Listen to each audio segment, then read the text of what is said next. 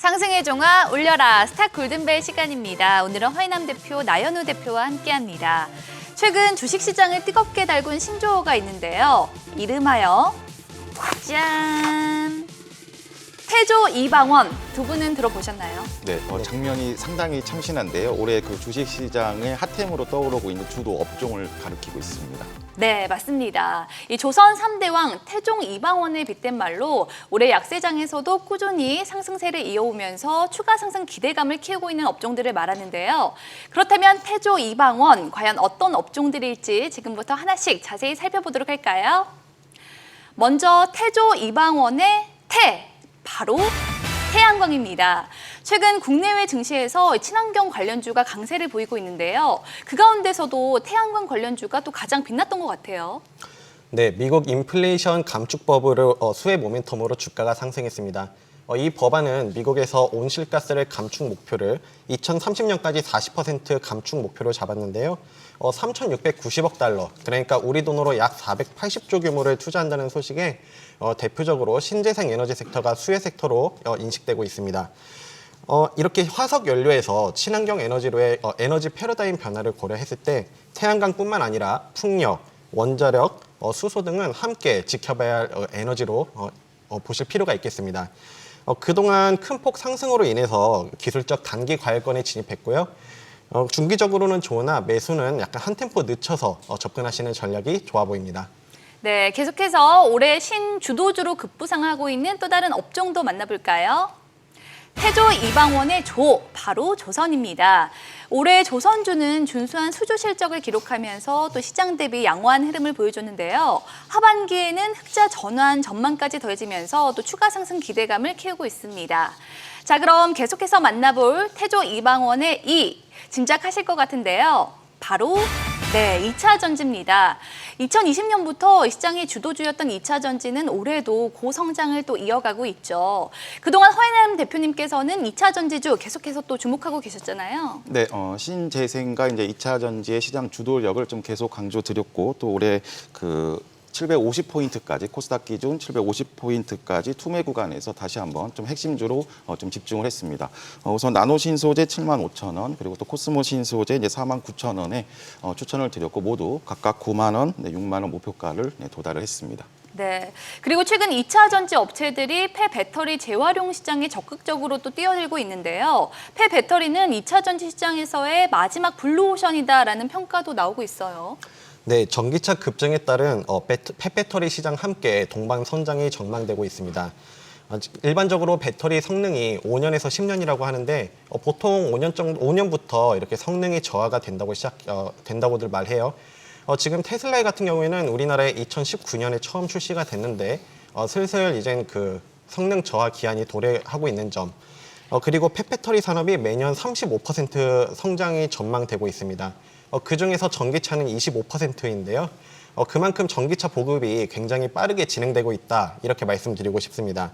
2025년에는 1조 규모였던 폐배터리 시장 규모가 매년 성장해서 2040년에는 70조 규모로 크게 성장할 계획이라고 하니까 앞으로의 전망은 무궁무진하다, 이렇게 말씀드리고 싶고요. 그리고 폐배터리 관련주, 최근 상장한 세비캠이 상한가를 뽑았죠. 그리고 성일 하이텍 또한 주가 흐름 아주 좋은 반응을 보이고 있습니다.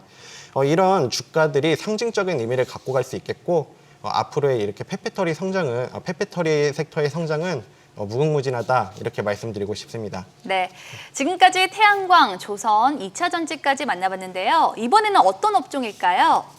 바로 태조 이방원의 방산주입니다. 경기 방어주로 분류되었던 방산주가 성장주로 또 탈바꿈하면서 주가 레벨업에 성공을 했는데요. 올해 방산주의 호재가 또 많았던 것 같아요. 네, 추세 기준으로 이제 태조 이방원 중 이제 방산주 상승폭이 좀 가장 컸습니다.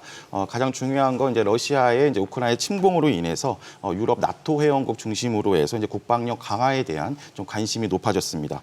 이런 이슈로 해서 7월에는 이제 폴란드 정부가 한국산 무기 체계 도입을 위한 기본 계약에 도달했고 또 두 번째로는 한국형 발사체인 이제 누리호 2차 발사 성공도 좋은 호재로 연결되고 있습니다.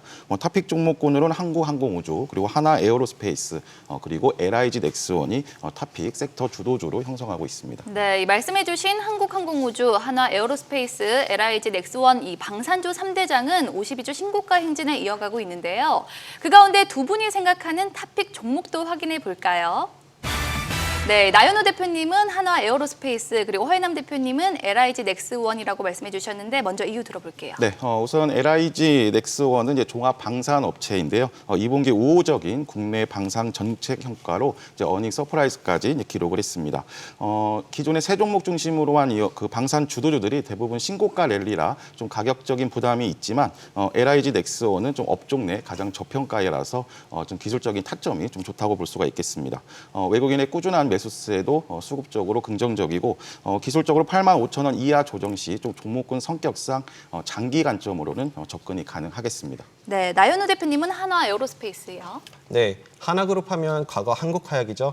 과거 화약을 만들다가 지금은 하나솔루션을 포함해서 하나에어로스페이스 신사업 부분에서 굉장히 부각을 드러내고 좋은 흐름을 보여주고 있습니다. 하나에어로스페이스는 항공, 우주, 방산산업 선두주자 기업인데요. 항공 부분에서는 FA50, KF21 이런 국산 전투기 엔진을 개발해서 탑재를 하고 있고요. 우주 영역에서는 누리호 발사 성공과 최근 다누리호까지 발사를 성공했죠. 앞으로 국가 정책으로 우주 영역도 연구와 개발이 확장되고 있는 점도 좋은 모멘텀으로 볼 수 있겠습니다. 그리고 방산 부분에서는 최근 자회사업 산하 디펜스를 흡수합병했는데요. 우크라이나 사태로 인해서 방산산업 수혜 모멘텀 또한 갖고 가볼 수 있겠습니다.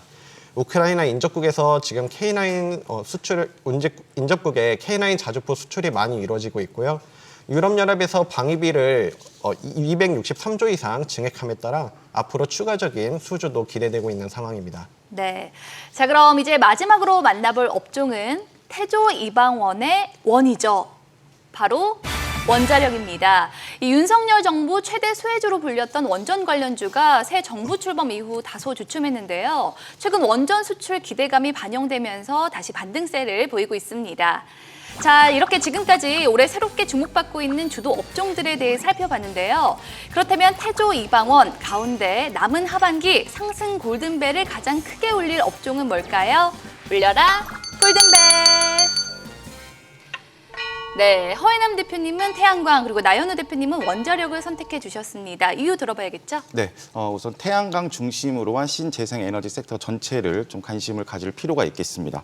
앞서 말씀해주신 이번 주 그 바이든 정부가 그린 부양안인 인플레 고통 감축 법안을 상원 통과가 되었습니다. 오바마 그린 뉴딜 정책과 비교했을 때 약 4배 규모의 더 높은 수치이기 때문에 더 그 파급력은 강할 거라고 보고 있습니다. 이런 그린 뉴딜 정책이 이제 중국, 유럽 그리고 신흥국 시장까지 연결이 될 거라고 보고 있고 명목 투자 규모도 오바마 그린 뉴딜 900억 달러 대비 앞서 말씀드린 것처럼 4배 수준입니다. 전 세계 그린 산업의 빅뱅 트리거로 작용할 가능성이 큽니다. 여기에 이제 글로벌 추세에 맞게 윤석열 정부도 고정 가격 입찰제라는 이런 정책을 태양광에 이어 풍력까지 신재생에너지의 정책의 첫 단추를 좀 깨었습니다. 태양광 풍력 그리고 또 추가로 볼 수 있는 수소 연료까지 신재생에너지 섹터의 시장 주도력은 하반기 계속 관심이 필요하겠습니다. 네, 나연우 대표님은 원자력이요. 네, 현 정부의 핵심 공약인 만큼 임기 5년 동안 원전 확대가 기대되고 있는 상황입니다. 추가적으로 해외 수주 기대감이 굉장히 높아지고 있는데요. 루마니아, 사우디, 폴란드, 이집트 원전 수주전이 지금 벌어지고 있습니다. 단기적으로는 사우디 그 빌살만 왕세자가 11월에 방한을 해서 건설이라든지 원전 섹터 이런 원전을 논의한다고 하죠.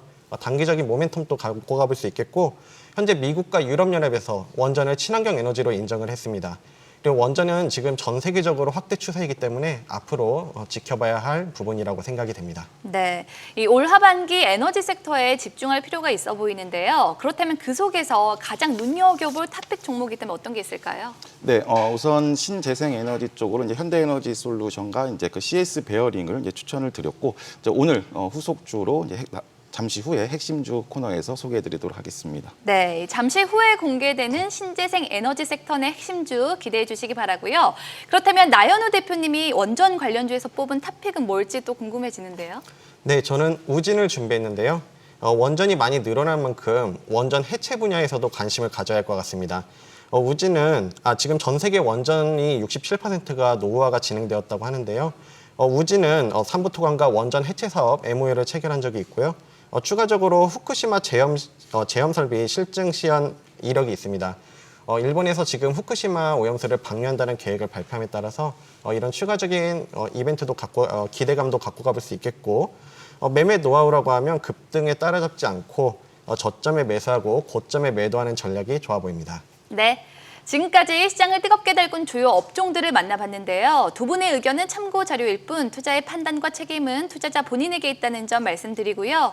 그리고 주식에 대한 알찬 정보 카카오톡 채널에서 필살기를 검색한 후 친구 추가하시면 간편하게 만나볼 수 있으니까요. 많은 관심 바랍니다. 다음 주 여러분의 계좌에도 상승의 종합 울려라. 지금까지 스타 골든벨이었습니다.